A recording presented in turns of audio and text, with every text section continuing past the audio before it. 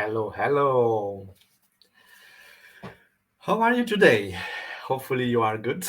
I'm extraordinarily happy to be here to present today an awesome topic to this audience about reducing BigQuery builds with BI engine capacity orchestration. So, stay with me to see how we can actually reduce builds with using the right capacity, the right size, and the techniques to automate all this. Because why not? We can automate.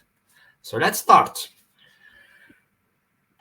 Okay, my name is Marton, and I a frequent answerer on Stack Overflow. I'm part of the GDE Cloud mentoring program as well, and I hopefully you can always look after my articles. I have interesting things in my articles. Hopefully you can check it out. You can reach me on Twitter on Marton Kodok.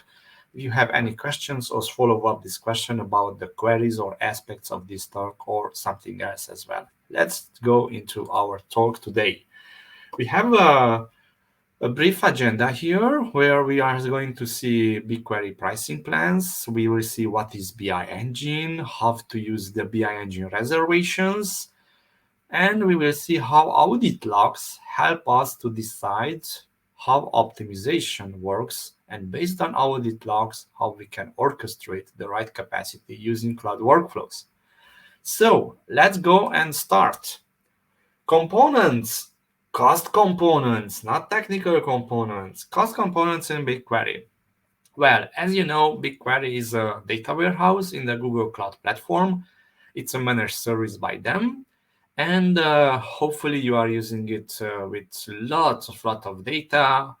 I'm going to talk about a use case today where we have a 5 terabyte of data and how we optimized the queries for it. What we need to know about it is that it offers 1 terabyte free each month, and it has an on-demand or flat rate reservation type of slots. So there are two type of paying of how you use BigQuery, and I'm much more referring to the queries itself. So the on-demand price is 5 for every terabyte that you run through BigQuery for the queries itself. If you don't want to be on demand, and if your company or organization is large enough, you can buy flat rate reservation slots. They are starting with 4 per hour, and the best offer I know of is one in 1700 for 100 slots, and you need to actually commit to a yearly plan. Our talk today is for the on-demand section, especially for the queries itself. So we are going to focus only on this section of it.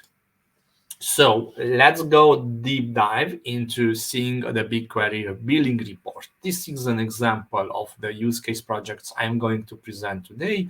What you see here is that there is a constant accumulation of cost. The constant accumulation is actually by adding additional storage, additional volume to the queries. As each month is new data ingested into the reports, the cost become higher, and also the queries touch more and more data of it. This is something similar you see on your side as well. What you see here is that these little dips, those are the beginning of the months. So previously I referred that BigQuery offers 1 terabyte every month. Well, you see here that this free 1 terabyte of allowance is actually on the very first month.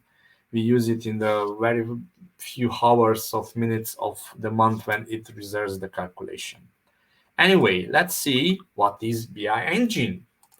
BI Engine is a fast in-memory analyze service that integrates out of the box. It's very important, out of the box, with BigQuery, Data Studio, Looker, Tableau, Power BI, and some API integrations as well.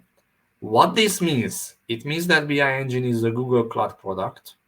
Is essentially you need to enable it because it's a new product, and then you don't need to do any code changes. It integrates out of the box. Like you just enable it, you set the size, and in the background, all the optimization will work for you.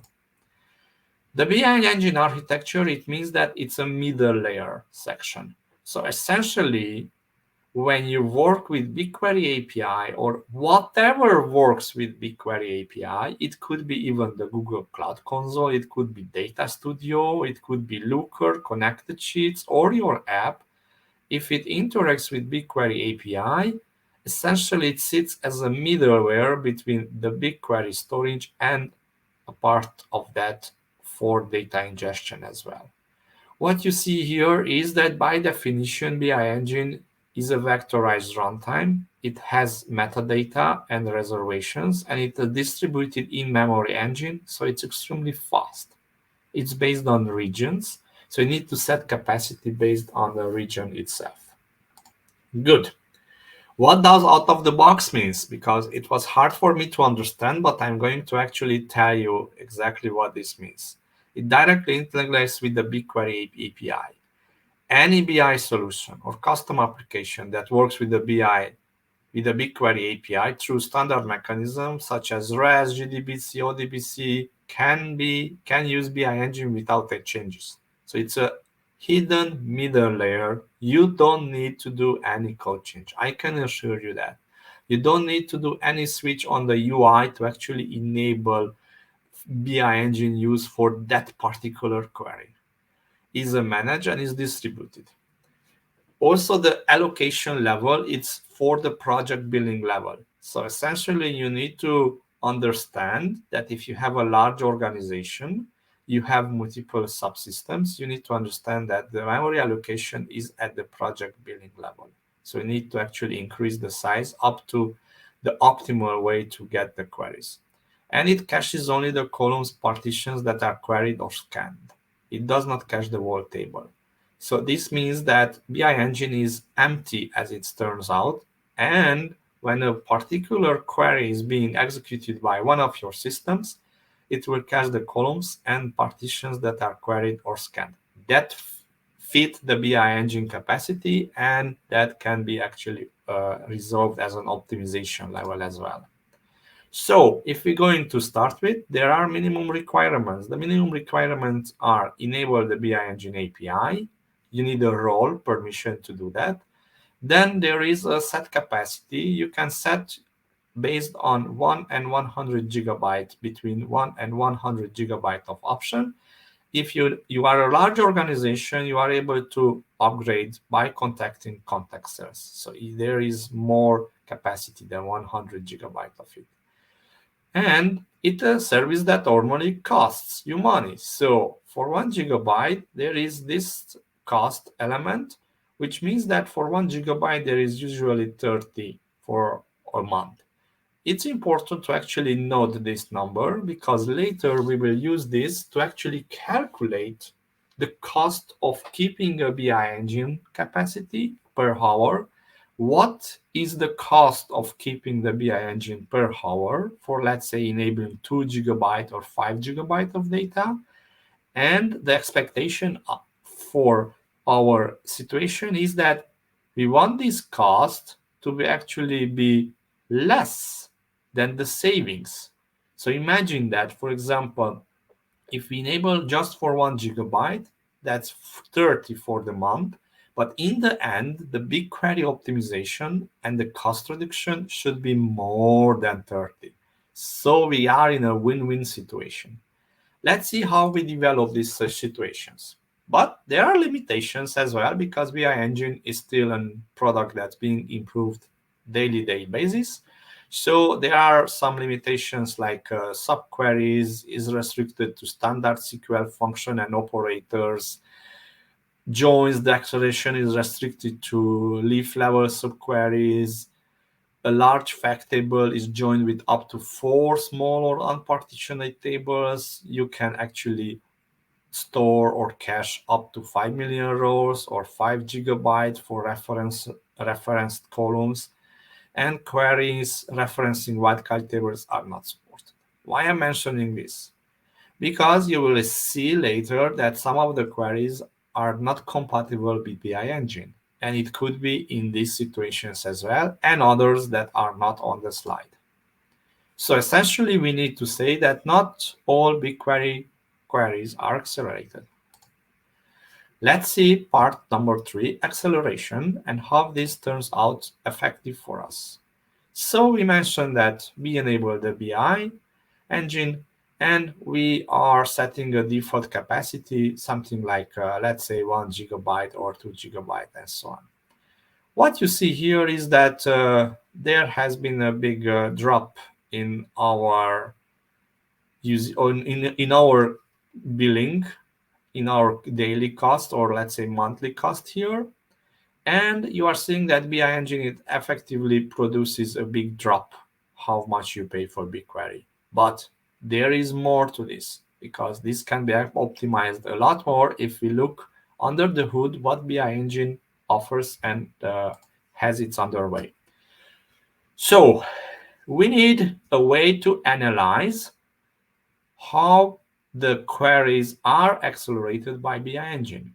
For that, there are detailed statistics available to the Job Statistics API, part of BigQuery. The BQ command line tool to fetch associated statistics lets you to actually find out 3 cases. The one is full when all of the query was accelerated.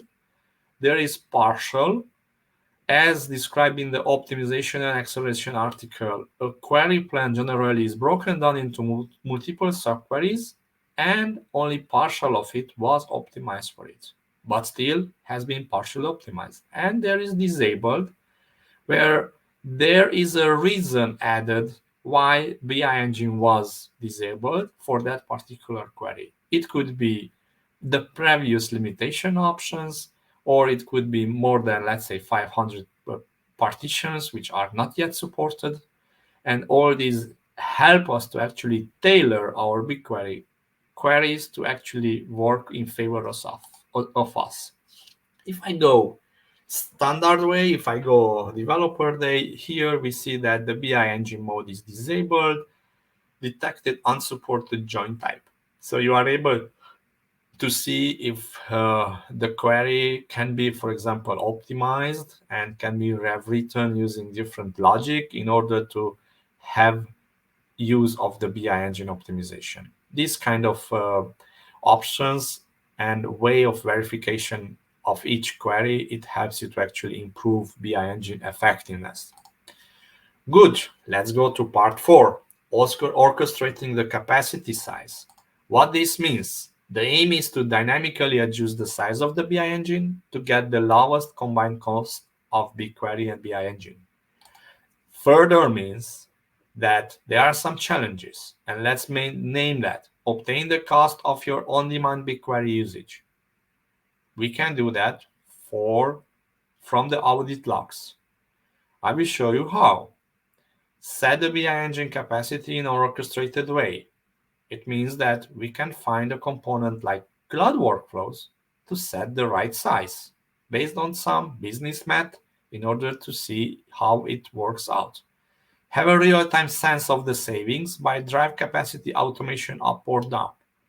Essentially, we need a sense of the savings. So we are going to use audit logs to see what is the build and what is the processed cost. And if the build costs are lower than the process cost, it means that BI engine is effective. Monitor the applied settings for optimal savings. Good. So essentially, we need audit logs. Your organization might already have audit logs enabled and configured for your project. Go check it out. There should be a way that they probably enable this. Effectively, if you don't have it, you can enable it. You need to define a BigQuery log sync, either using gcloud or the console itself. What you have here is a gcloud logging syncs list format JSON. Essentially, this lists the things that have been previously created. The interesting stuff here is that the destination is a BigQuery project. It is a data set, and there is a data set name. Let's say audit log could be the name for it. And there is no filter on it. Or if there is filter, only some of the items are actually put in the sync itself. You can find out the gcloud command using Google or actually use the console to set uh, to set the sync itself. Good. Once you have the BigQuery audit logs, you will essentially next day or a few days later, you can run a complicated query. That's it's here, but there is an article about this as well. You can check it out. The use cases on the articles itself. Essentially, what we will see in this query is that it produces the projected costs of the queries. And for example, we have two columns, like based on processed bytes, we use a flat 5 USD. That's the cost of the BigQuery service. We see that this query had this cost, and also based on build bytes, it has these codes. At this point, no optimization is in place as the two columns are the same. So BI engine is not yet turned on, or you need to take that information that it's not yet turned on. Let's see further. Cloud workflows to automate the engine capacity size. Cloud workflows. We have the audit logs. We use the query to actually calculate the optimization that we can do, and we set the size of the BI engine. For example, we can start small. We can set the size of 5 GB for the BI engine capacity. And later, based on the effectiveness, we can lower or increase the size of the platform. Let's see how this turns out. What we have here is a Cloud Workflow YAML file that automates BI engine. We have an initialization field. We have the project number, location, US, and there is an API. This API is from the manual, and it has the BI reservation endpoint. And we set here 2 GB of data.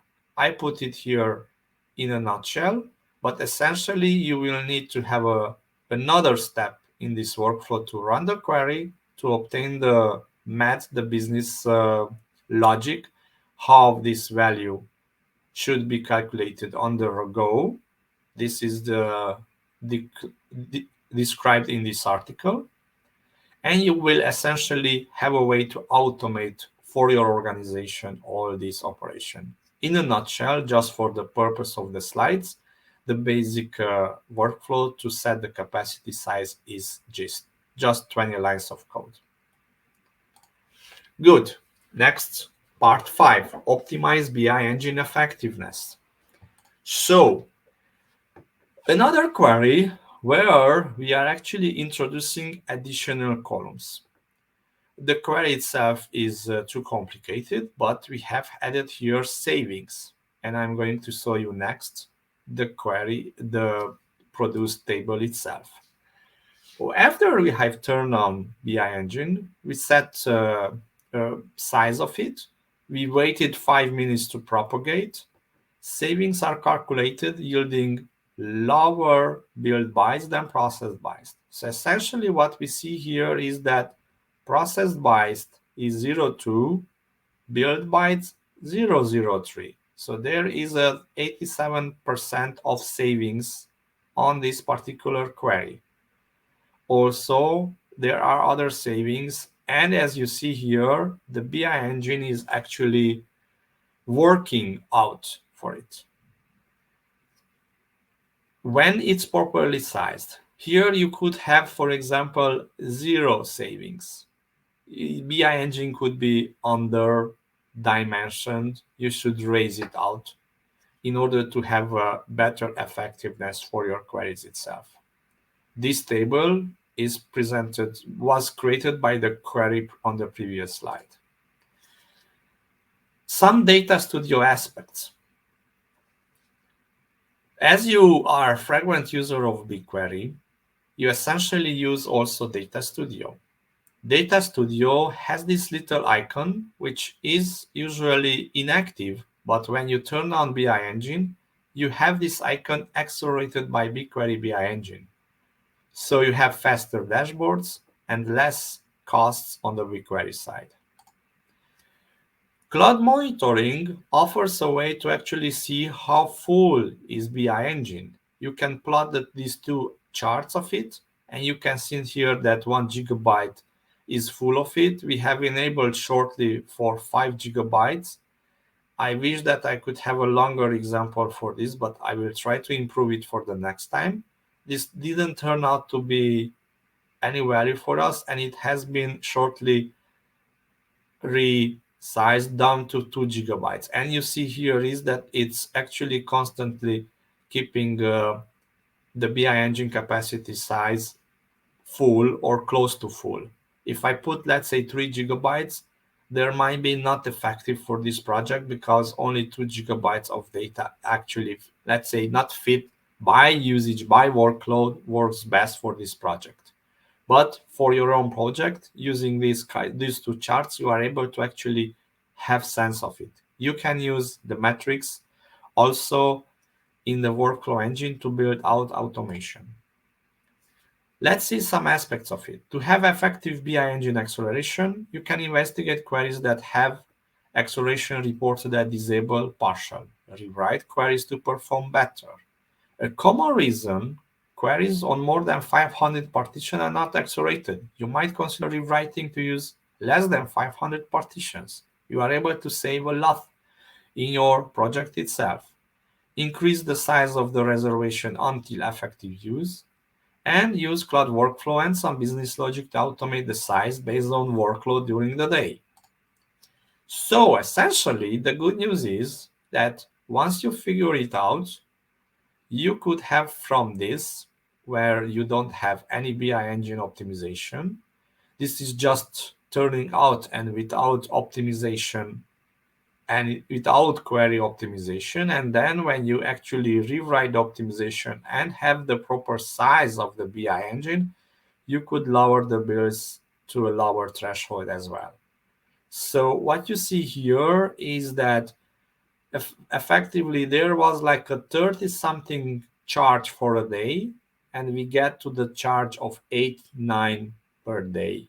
And the BI query engine, it is only a small portion of it. So essentially, with investing a couple of bucks, like you see here, this chart, I don't know, investing could be 2, we were able to actually save more than 20 bucks out of it with the right query optimization as well. So there could be more about the automation logic itself. You read the output of the build and byte process queries.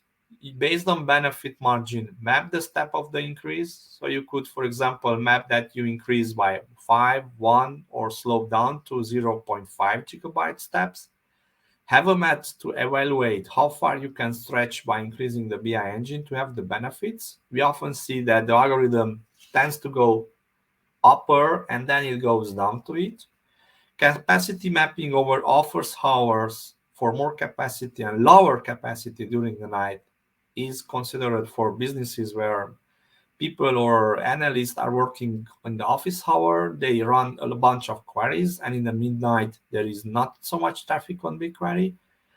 Leverage BigQuery machine learning to write a time series forecast prediction based on historical data to actually drive the best BI capacity for the hour slot. This is an interesting concept, to use the machine learning forecast prediction to actually figure out automatically using the driven capacity based on previous usage as well. And of course, you need to stop increasing the capacity when the rationale of savings costs more than the benefits. But that's, I would say, it's important, and you will do that yourself as well. In the end, some conclusions. There is an easy way to optimize cost of BigQuery by turning out BI engine, which does not need code changes. Leverage audit logs to see underperforming queries, try to optimize them. Automate the right capacity size by using cloud workflows and some business logic put together based on your organization usage. Have faster queries, faster data studio dashboards. I didn't mention that turning out BI engine, you actually get in-memory datasets and When you have BI engine turned on, the queries are not just cost less, but they are also faster because they are read out from the memory and they are not part of the processing itself. Save precious development time, lower bills, and have faster queries. That's why we love cloud. That's why we love products that do not need code changes. That's why we love BigQuery and BI Engine to actually work in our favor with fast data, fast dashboards, interesting metrics, and usage of everything that the cloud offers us, like audit logs, cloud monitoring, and charts to actually figure out if this works in favor of us or against us. All this topic is part of an article that I have created. We have here the link, or you can take a photo of this slide of it, and you can visit my article to actually work on that tutorials as well to do these raw operations. Thank you for having me here. And if you have any questions, reach me out on Twitter, and I am happily to answer it. Have a nice day, and bye.